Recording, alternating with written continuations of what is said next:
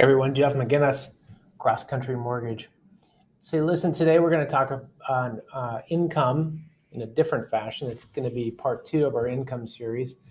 This particular subject for today is going to be self-employment, and we're going to also talk about commission and bonus and overtime, because they're all similar but different. So let's talk about self-employment, the similarities between those two, or those groupings of types of income. So self-employment, commission, bonus, and overtime.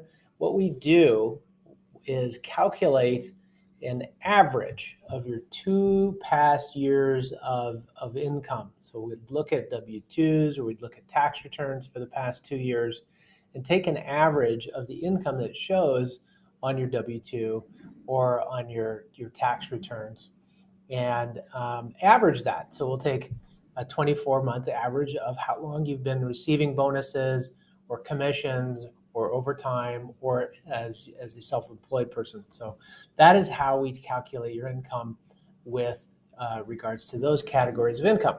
And it's relatively easy.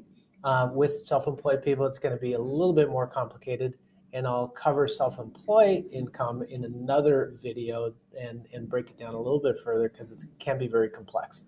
But at any rate, in general, those are those groupings of income. We would want a 2-year average of your income, and then we would take that number and express it in a monthly income and add that to any other income for the file, and use that to calculate our debt to income ratios, or how you would qualify for the mortgage. So I hope that helps with explaining how we calculate as lenders your bonus, overtime, commission, and self-employed income.